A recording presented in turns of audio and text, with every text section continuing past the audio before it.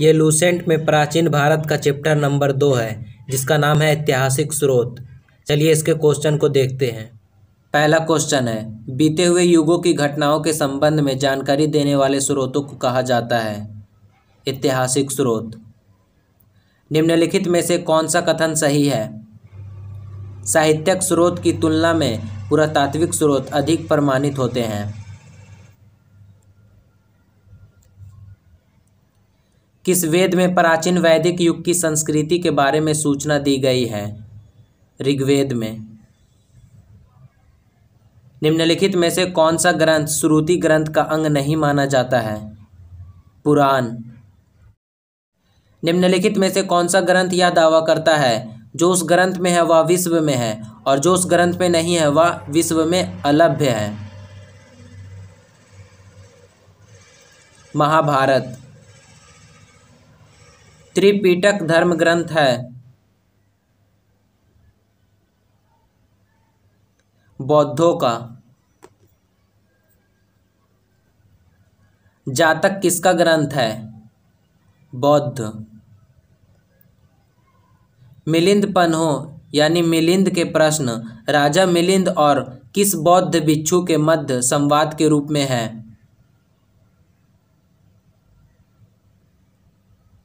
नागसेन।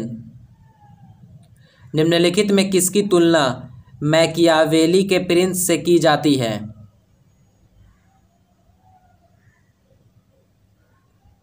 कौटिल्य का अर्थशास्त्र।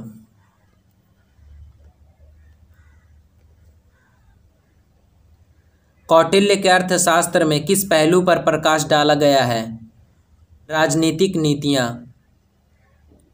कल्हण की पुस्तक का नाम क्या है? राजतरंगिणी। अष्टाध्याय किसके द्वारा लिखी गई है? पाणिनि। महाभाष्य के रचनाकार का नाम है? पतंजलि। कालिदास द्वारा रचित मालविकाग्नि मित्र नाटक का नायक था?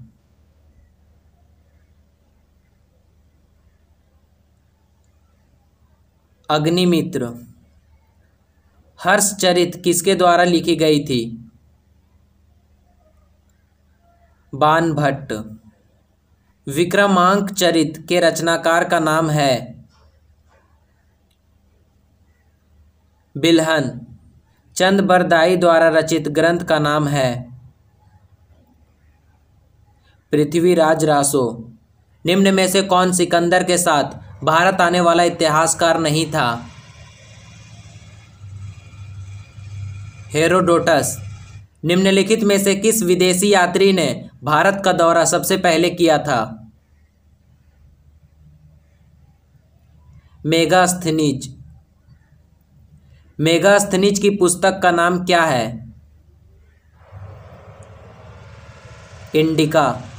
ज्योग्राफिया की रचना किसने की?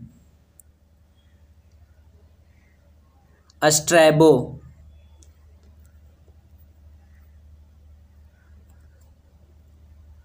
प्लिनी की पुस्तक का नाम है? Naturalis Historia. Periplus of Erythraean Sea की रचना किसने की? अज्ञातनामा यूनानी लेखक ने। फाहियान कहाँ का निवासी था? चीन का। फाहियान किसके शासनकाल में भारत आया था? चंद्रगुप्त द्वितीय के शासनकाल में। हर्षवर्धन के समय में कौन सा चीनी यात्री भारत आया था? वेनसांग। 9वीं सदी में भारत आए अरब यात्री सुलेमान ने किस साम्राज्य को रुहमा कहकर संबोधित किया? पाल। अल बिरूनी किसके शासनकाल में इतिहासकार था? महमूद गजनवी। यात्री इब्न बतूता कहाँ से आया था? मोरक्को। दक्षिण अफ्रीकी यात्री इब्न बतूता किसके शासनकाल में भारत आया था? मोहम्मद बिन तुगलक। फारस के सुल्तान मिर्जा शाहरुख के राजदूत अब्दुल रज्जाक ने किस विजयनगर सम्राट के शासनकाल में विजयनगर की यात्रा की? देवराय द्वितीय। भारतीय पुरातत्व सर्वेक्षण की स्थापना कब हुई थी? 1861 ईस्वी में। भारतीय पुरातत्व का जनक किसे कहा जाता है? Alexander Cunningham.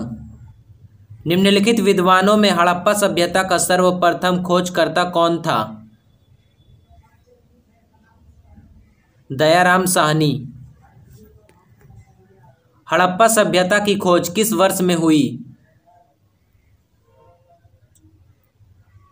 1921 ईस्वी।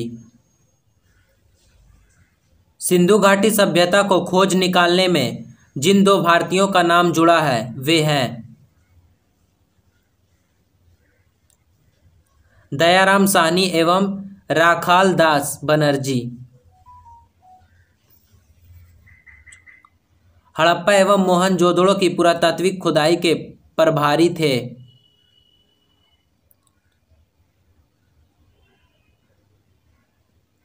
Sir John Marshall. न्यूमिसमेटिक्स क्या है?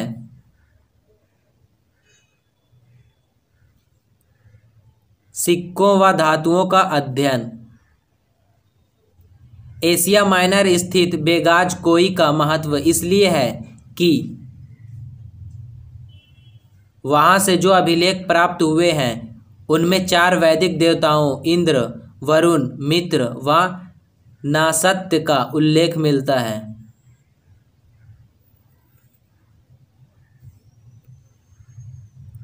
अशोक के शिलालेखों को पढ़ने वाला प्रथम अंग्रेज कौन था? James Prinsep.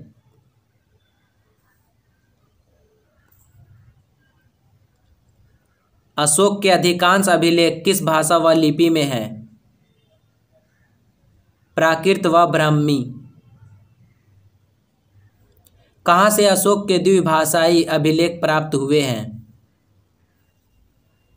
सर ए कुना यानी कंधार। अशोक के मनसेहरा पाकिस्तान एवं शहबाजगढ़ी पाकिस्तान से प्राप्त शिलालेखों में किस लिपि का प्रयोग किया गया है? खारोष्ठी। प्राचीन भारत में कौन सी एक लिपि दाईं से बाईं ओर लिखी जाती थी? खारोष्ठी। हेलियोडोरस का बेसनगर अभिलेख संदर्भित है? केवल वासुदेव से। निम्नलिखित में से कौन सा अभिलेख कलिंग नरेश खारवेल से संबंधित है?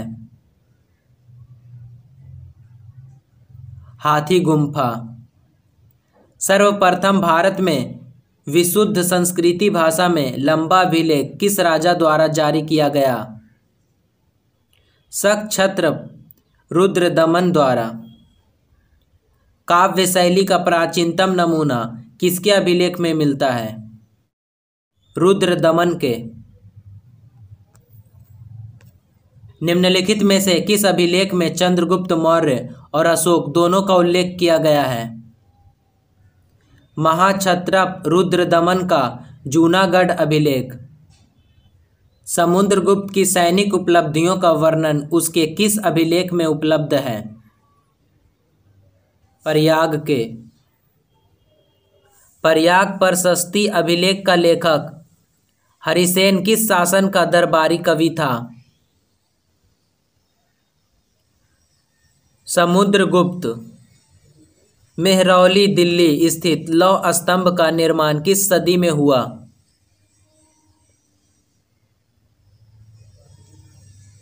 चतुर्थ सदी ईस्वी। दिल्ली के मेहरौली के कुव्वत उल इस्लाम मस्जिद के प्रांगण में स्थित प्रसिद्ध लौह स्तंभ किसकी स्मृति में है? चंद्र। सती प्रथा का पहला पुरातात्विक उल्लेख कहाँ मिलता है? एरन अभिलेख से। एरन अभिलेख का संबंध किस शासक से है? भानुगुप्त। ऐहोल प्रशस्ति का रचयिता रविकृति किस चालुक्य शासन का दरबारी कवि था? पुलकेशिन द्वितीय। हर्ष एवं पुलकेशिन द्वितीय के मध्य हुए संघर्ष की जानकारी कहाँ से मिलती है? ऐहोल अभिलेख से। कवि कालिदास के नाम का उल्लेख किस लेख में हुआ है? ऐहोल के उत्कीर्ण लेख में। अभिलेखों को ऐतिहासिक प्राकथन के साथ प्रारंभ करने की परंपरा का सूत्रपात किसने किया? राजराजा प्रथम। कहाँ से प्राप्त अभिलेख में महासभा की कार्यप्रणाली के विषय में विस्तृत जानकारी मिलती है? उत्तर मेरूर। भारत में सिक्कों का प्रचलन कब आरंभ हुआ? 600 ईसा पूर्व में। भारत में प्राचीनतम मुद्रा माना जाता है आहत सिक्के। भारत में सर्वप्रथम स्वर्ण मुद्राएं किसने चलाई? इंडो बैक्ट्रियन ने। निम्नलिखित में किसने सोने के सर्वाधिक शुद्ध सिक्के जारी किए? कुषाण। सातवाहनों के समय में मुद्रा सर्वाधिक किस धातु के बने? सीसा। निम्नलिखित में किसने बड़े पैमाने पर स्वर्ण मुद्राएं चलाई थी? ग्रीक वासियों ने। सोने के सर्वाधिक सिक्के किस काल में जारी किए गए? गुप्त काल में। निम्नलिखित में किस स्थल से रोमन सिक्के मिले हैं? अरिकमेड्डू। भीमबेटका किसके लिए प्रसिद्ध है? गुफाओं के शैल चित्र। प्राचीन काल में भारत के लोग बर्मा को किस नाम से जानते थे? सुवर्ण भूमि। अंकोर वाट कहाँ स्थित है? कंबोडिया। प्लिनी की मूल कृति नेचुरल हिस्ट्री किस भाषा में रचित है? लैटिन। चचनामा सिंध का इतिहास है और मूल रूप से किस भाषा में लिखा गया है? अरबी। भारत के सांस्कृतिक इतिहास के संदर्भ में इतिवृत्तों, राजवंशीय इतिहासों तथा वीर गाथाओं को कंठस्थ करना निम्नलिखित में किसका व्यवसाय था? मागध। चीनी यात्री सुंग्यून ने भारत यात्रा की थी 518 ईस्वी से 522 ईस्वी। महाभारत युद्ध के लिए 3101 ईसा पूर्व तिथि का उल्लेख निम्नलिखित में से किस अभिलेख में हुआ है? पुलकेशिन द्वितीय का ऐहोल अभिलेख। रबातक अभिलेख संबंधित है